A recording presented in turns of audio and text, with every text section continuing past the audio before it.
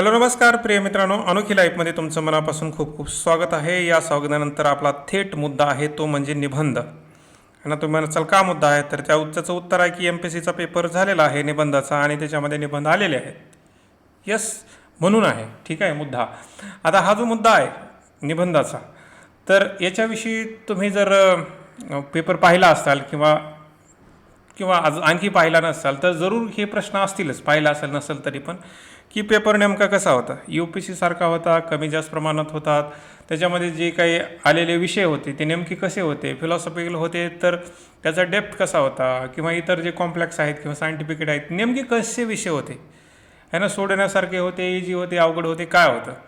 ठीक आहे, किंवा याच्यामध्ये असं काय आहे की जिथं आपण चुकू शकतो किंवा जिथं पर्स्पेक्टिव्ह बदलू शकतो, असं मे बी ज्या गोष्टीचा तो धांदोळा घ्यायचा पाहिजे आपल्याला तोच आपण इथं घ्यायचा आहे. म्हणजे थोडक्यात काय की तुम्हाला सोपं करून सांगायचा प्रयत्न आहे, ज्याच्यामुळे येणाऱ्या काळामध्ये तुम्हाला त्याची मदत होईल. साधा आणि सिंपल हा उद्देश ठेवून आता जाऊया पुढं.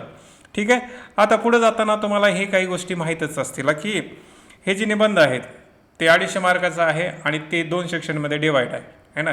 ए आणि बी सेक्शन, प्रत्येक सेक्शनमध्ये 4-4 प्रश्न आहेत काय नाही, तुम्ही पाहिला असाल अगोदर. आणि त्या प्रत्येकी 4-4 प्रश्नामधून तुम्हाला एक सोडवायचं आहे आणि प्रत्येकी 125 मार्कासाठी.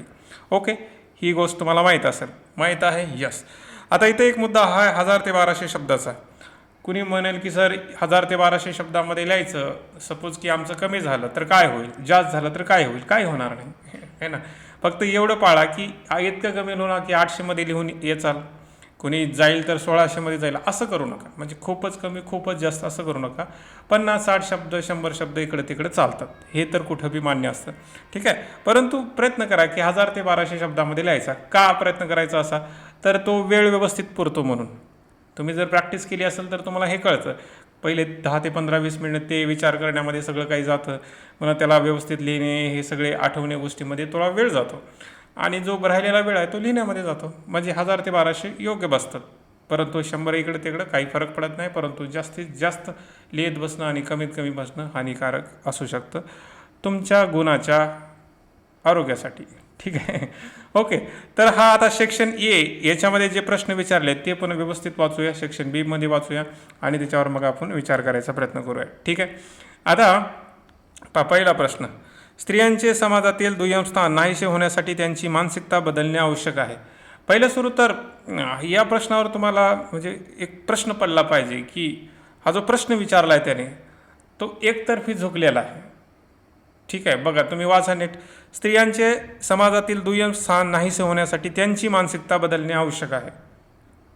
स्त्रियांचे समाजातील दुय्यम स्थान नाहीसे होण्यासाठी त्यांची मानसिकता बदलणे आवश्यक आहे. सेंटेन्स चुकीचं नाही आहे असं बी नाही आहे, परंतु पूर्णता बरोबर आहे असं पण नाही आहे. ठीक आहे, विचार मी काय म्हणतो तो विचार येतो ना तुमच्या मनामध्ये. सेंटेन्स चुकीचं आहे असं बी नाही आहे आणि सेंटेन्स बरोबर आहे, पूर्णता बरोबर आहे असं पण नाही आहे. म्हणजे या सेंटेन्समध्ये थोडा प्रॉब्लेम तुम्हाला पाहायला मिळतो. तो कोणता आहे, कारण कुठल्याही म्हणजे समाजातील ती काय स्त्रियांची समाजातील दुय्यम स्थान यासाठी त्यांची मानसिकता बदलणे आवश्यक आहे. समाजामध्ये फक्त स्त्रियाच राहतात का मग, असा बी प्रश्न येतो ना याच्यामध्ये. म्हणजे प्रश्नावर प्रश्न पडतात. मे बी सेंटेन्स फॉर्मेशन व्यवस्थित झालं नाही असं मला वाटतं पहिल्या प्रश्नामध्ये.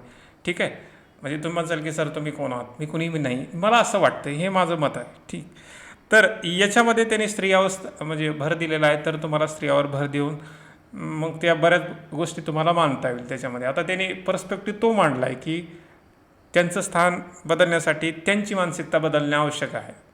तर इथं हा थोडासा म्हणजे असं म्हणू शकता की सपोज की पेपर ज्यांनी सेट केला आहे, परंतु जो चेक करणार आहे त्याच्यावर पण हा डिपेंड करतो, त्याच्यामुळं हा थोडासा कन्फ्युजिंग आहे. ठीक आहे, म्हणजे जेवढा सरळ दिसतोय तुम्हाला तेवढा जर एका वेगळ्या अँगलनं विचार केला, वेगळ्या दृष्टिकोनातून विचार केला तर मार्क लिहिणारा आणि मार्क देणारा याच्यामध्ये डिफरन्स होऊ शकतो. ठीक आहे, पण हे तुम्ही लक्षात घ्यायला पाहिजे की जर सेंटेन्स अशा प्रकारचं फॉर्मेशन असेल की ज्याच्यामध्ये मतमतांतर येऊ शकतात जास्तीत जास्त, इथं कमीत कमी जास्तीत जास्त येऊ शकतात, तर थोडंसं ते टाळलं पाहिजे. ठीक आहे, कळतं ना याच्यामध्ये. त्याच्यानंतर दुसरा प्रश्न पहा, शाश्वत आणि सहभागात्मक ई शासनासाठी सोशल नेटवर्किंग एक आधारस्तंभ आहे. यांना social networking is a pillar of sustainable आणि पार्टिसिपेटरी ई गव्हर्नन्स. काहीच नाही याच्यामध्ये आहे ना. स्ट्रेट फॉरवर्ड, जसं MPSCला अगोदर विचारलं जायचं तसं स्ट्रेट फॉरवर्ड आहेत. एकदम सोपा हा प्रश्न आहे. परंतु तुमच्याकडे तो कंटेंट असला पाहिजे. ठीक आहे, सोपं आहे, म्हणजे उगाच लिहायला बसली नाही. पहा, हे MPSCच्या किंवा UPSCच्या मित्रांनी हे लक्षात घेतलं पाहिजे की दिसतंय तसं नाही, परंतु कंटेंट तुमच्याकडे असायला पाहिजे ज्याच्यामुळे तुम्हाला मार्क मिळतील. ठीक आहे, ओके. तर हा प्रश्न आहे काय. त्याच्यानंतर पुढचा प्रश्न पहा, तुम्ही धार्मिक न होताही आध्यात्मिक होऊ शकता. हा UPSC लेवलचा प्रश्न. ठीक आहे, म्हणजे त्यांनी अशा प्रकारचे सेंटेन्स फॉर्मेशन करतात, म्हणजे काय, टेन्शनच नको. UPSCचं हेच असतं की टेन्शनच नको, असं काहीतरी द्या की हां चलू द्या, काय असं काहीतरी द्या, चलू द्या. Okay, you can be spiritual without being religious. हा इंटरेस्टिंग आहे याच्यामध्ये, म्हणजे हे त्या लेवलचं वाटतं की ज्या लेवलची ही परीक्षा आहे.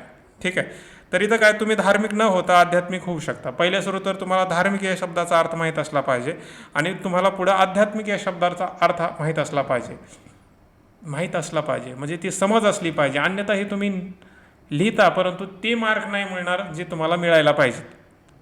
ठीक आहे, इथं धर्म याचा अर्थ रिलिजन आहे का, असा पण तुम्ही अर्थ घेतला पाहिजे.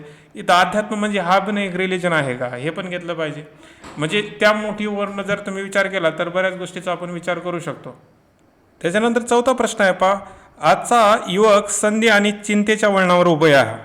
आता हे पण याच्यामध्ये मी तुम्हाला, हा सिंपल आहे तुमच्या म्हणजे रोजच्या जीवनातला हा प्रश्न आहे. म्हणजे तुम्हाला जर चांगल्या प्रकारे तुमचे प्रश्न आणि तुमची चिंता वगैरे माहीत असेल तर तुम्ही हे व्यवस्थित लिहू शकता विथ अ डिफरंट डायमेन्शन आहे ना. म्हणजे असंच नाही की फक्त काय नोकरी वगैरे, बेरोजगारी वगैरे असं नाही आहे. विविध पर्स्पेक्टिव्ह, जसं की तुम्ही असं बी म्हणू शकता की ही सोशल मीडिया आहे म्हणा, किंवा जे कुटुंब जीवन पद्धती आहे म्हणा, बऱ्याच अशा गोष्टी. ठीक आहे, अशा सगळ्याच गोष्टीमध्ये तुम्ही याला कन्सिडर करू शकता.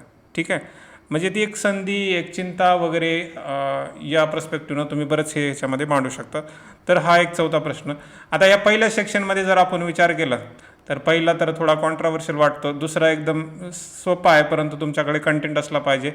तिसऱ्यासाठी तुमच्याकडे समजदारी असली पाहिजे. ठीक आहे, तिसऱ्या या निबंधासाठी तुम्हाला समजदारी असली पाहिजे.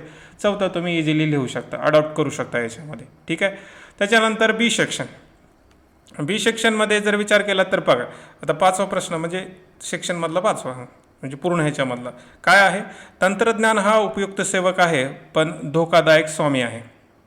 Technology is a useful servant but a dangerous master. बढिया आहे, म्हणजे चांगला आहे, विचारला आहे, भारीच आहे. याच्यामध्ये काय म्हणते पा, तंत्रज्ञान हा उपयुक्त सेवक आहे पण धोकादायक स्वामी आहे. म्हणजे याचा तुम्ही इथं पर्स्पेक्टिव्ह घेऊ शकता, त्याच दृष्टिकोनात तुम्ही सांगू शकता. परंतु इथं लिहिताना तुम्हाला म्हणजे काही इव्हेंट वगैरे किंवा अशा म्हणजे प्रूव्ह करण्यासाठी त्या गोष्टी तुमच्याकडे पाहिजेत. मूवीचं वगैरे उदाहरण देऊ शकता याच्यामध्ये, परंतु ते ॲज अ उदाहरण, एक्झाम्पल. परंतु जास्तीत जास्त एक्झाम्पल तुम्ही जर घडलेल्या घटनावर दिलात तर तुम्हाला जास्त ह्याच्यामध्ये फायदा होऊ शकतो. तर हा एक प्रश्न आहे. त्याच्यानंतर पुढचा पर्यावरण संरक्षण हे विकासातील अडथळा नसून विकासाचा पाया आहे. काय आहे, पर्यावरण संरक्षण हे विकासातील अडथळा नसून हा विकासाचा पाया आहे. हे तुम्हाला प्रश्न म्हणजे लिहिण्यासारखा आहे, एकदम सिंपल साधा जे आहे ते फॉरवर्ड दिशेनं जा, मागडच्या पुढच्या घटना इकडे तिकडे तुम्ही मांडा आहे ना. म्हणजे जी औद्योगिक क्रांती वगैरे या सगळ्या गोष्टी मांडत बरेच तुम्ही कोट वगैरे करू शकता, एखादी प्रसंग सांगू शकता, काही बी करू शकता याच्यामध्ये. म्हणजे हा इज अ सिंपल आहे, म्हणजे झंझट नको अशा प्रकारचा. त्याच्यानंतर पुढचा आहे पहा सातवा, करुणेशिवाय ज्ञान हे शस्त्र बनते. काय पहा, करुणेशिवाय ज्ञान हे शस्त्र बनते. Knowledge without compassion become a weapon. पहा, आता हे तर ते फिलॉसॉफिकल टाईपमध्ये म्हणजे UPSC टाईपसारखं आहे. याच्यामध्ये सर्व दिसतं ना तुम्हाला. पहा, करुणेशिवाय ज्ञान हे काय आहे, शस्त्र बनते. तर म्हणजे जसं की हे आतंकवादी हल्ले वगैरे तुम्ही सगळ्या गोष्टी म्हणू शकता, ज्या शिकलेले बी काही करायला लागले, तर असा तो मुद्दा आहे याच्यामध्ये. ठीक आहे, तर हा थोडासा त्या टाईपमध्ये तुम्ही जाऊ शकता. त्याच्यानंतर आठवा प्रश्न आहे पहा, बदलत्या हवामानाचा शेतीवर होणारा परिणाम. हा तर पूर्ण स्ट्रेट फॉरवर्ड आहे, याच्यामध्ये काहीच नाही. म्हणजे तुम्ही जर बी सेक्शनमध्ये पाहिलात तर हा बी सेक्शन जास्त सोपा आहे ए सेक्शनपेक्षा. ठीक आहे, म्हणजे तुम्हाला त्यांनी असं समजून सांगायचा प्रयत्न केला आहे की आम्ही सुरुवात केलेली आहे UPSC सारखा विचारायला, परंतु आणखी काही वेळ आहे ना. म्हणजे एवढ्या सगळ्या प्रश्नावरून आपल्याला हे समजतं की त्यांनी काही प्रश्न, जसं की इथले जर तुम्ही वरचा पाहिला क्वेश्चन नंबर 3 आणि इथला बी क्वेश्चन नंबर 3 जर सोडला तर बाकी जे MPSCला अगोदर विचारलं जायचं तो भाग आहे. बाकी काही याच्यामध्ये विशेष नाही आहे. म्हणजे त्यांनी जसं तुम्हाला म्हटलं ना, सुरुवात केली आहे UPSC सारखे विचारायला, ते हळूहळू त्या टप्प्यामध्ये जातील. ओके. तर म्हणजे असं पण नाही की डेप्थमध्ये जाऊन काहीतरी वेगळं सांगायची गरज आहे किंवा त्याला इतकं खोलून वगैरे आहे, काही कॉन्ट्रोवर्शियल जास्त आहे, असं पण निबंध नाही आहेत. जर तुम्हाला काय म्हणतात की जर व्यवस्थित अभ्यास केला असेल तर त्या सफिशियंट नॉलेजवर तुम्ही हे सगळे निबंध लिहू शकता. फक्त तुम्हाला ते स्ट्रक्चर वगैरे माहीत असलं पाहिजे, कसा निबंध सोडवायचा किंवा काय काय कंटेंट असला पाहिजे आणि या सगळ्या गोष्टी ची तुम्हाला त्याच्यात माहिती ज्ञान वगैरे असलं पाहिजे, असं तुम्ही म्हणू शकता. ओके. आता इथं उत्तर लिहिताना जरूर लक्षात ठेवा की कधी कधी काय होतं की जे प्रश्न ज्या टाईपमध्ये आलेले आहेत त्या टाईपमध्ये आपण लिहित नाही. उदाहरणामध्ये पहा की हा जो प्रश्न आहे की तुम्ही धार्मिक न होता हे आध्यात्मिक होऊ शकता, हा फिलॉसॉफिकल टाईपमध्ये आहे. ह्याच्यामध्ये तुम्हाला प्रश्न विचारावे लागतात, म्हणजे उत्तर लिहितानाच प्रश्न निर्माण करावे लागतात आणि प्रश्नाच्या मागं उत्तर शोधावं लागतात. असं करत करत तुम्ही शेवटी जाता. ठीक आहे. तर हा एक वेगळा अप्रोच असतो, म्हणजे प्रश्न आहेत त्याच्यानुसार अप्रोच बदलतो. ठीक आहे. तर हे तुम्ही जरूर लक्षात ठेवा. त्याच्यानंतर आता इथं तंत्रज्ञान हा उपयोग सेवक आहे, पण तो धोकादायक साम आहे. याच्यामध्ये तुम्ही काय करू शकता, जास्तीत जास्त तो वास्तविक कंटेंट याच्यामध्ये आणू शकता.